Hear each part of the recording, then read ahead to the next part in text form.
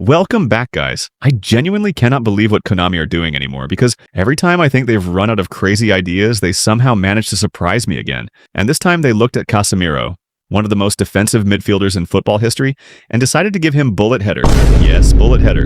On a DMF, I'm not talking about a striker, I'm not talking about a center back, I'm talking about an anchorman defensive midfielder whose main job is supposed to be protecting the defense. Konami have genuinely lost it. So today we're reviewing the new 48-hour Showtime Casemiro and finding out whether this card is actually worth signing. First of all, let's talk about the playstyle, because this is one of the biggest reasons why Casemiro has always been popular in eFootball. Anchorman is still one of the most reliable DMF playstyles in the game. Unlike box-to-box midfielders that run everywhere, an anchorman stays disciplined. He protects the defense, cuts passing lanes, and acts as a shield in front of your center backs. And honestly, in the current meta where everybody is spamming through balls and counterattacks, having a proper anchorman is almost mandatory. That's exactly why cards like Vieira and Rodri are always valuable. They give your defense stability, and Casemiro fits that role perfectly. Then let's look at the defensive stats, because this is where the card immediately becomes scary. 93 defensive awareness, 95 defensive engagement, 95 tackling, and 96 aggression. Those are elite defensive numbers. The 93 awareness means Casemiro positions himself brilliantly without needing constant manual control. He naturally cuts passing lanes and intercepts dangerous attacks. Then you add 95 engagement, and suddenly he's constantly involved defensively. He doesn't just stand there watching, he actively closes down opponents and pressures attackers. Then 95 tackling means when he goes for the ball, he's usually winning it. And finally, 96 aggression turns him into an absolute menace in midfield. This guy is constantly hunting possession. But honestly, one thing that makes this card even scarier is long reach tackle, because defensive stats alone are already amazing. Now imagine adding one of the best defensive skills in eFootball on top of them. Long reach tackle allows players to win balls they normally shouldn't reach. So now you're looking at a DMF with elite awareness, elite tackling, and one of the strongest defensive skills in the game. Then let's talk about the physical side, because Casemiro looks incredibly strong here too. 91 physical contact is excellent for a DMF.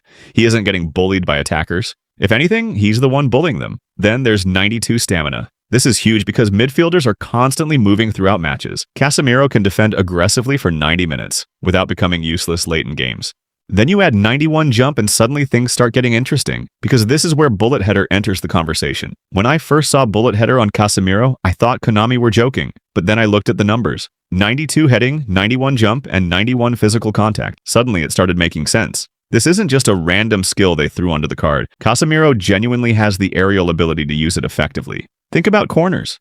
Think about free kicks. Most DMFs are there just to recycle possession. Casemiro is now a genuine aerial threat. Bullet header makes headers significantly more powerful and dangerous. So if you deliver a good cross or corner, this guy can genuinely score important goals, and honestly, that's what makes this card unique. Most defensive midfielders only contribute defensively. Casemiro can dominate defensively while also becoming a threat in the opponent's box. Then let's talk about the passing, because surprisingly, it's very solid too.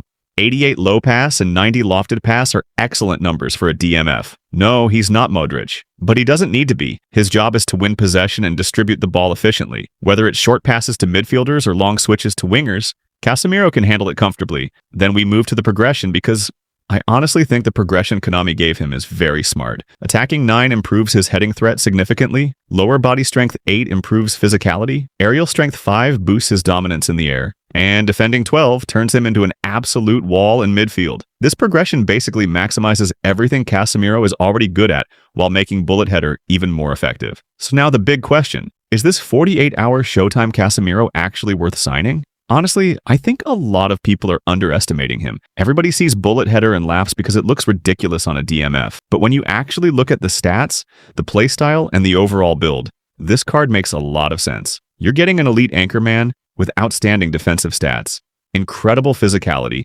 long reach tackle, and a genuinely dangerous aerial presence, and that's not something you see every day.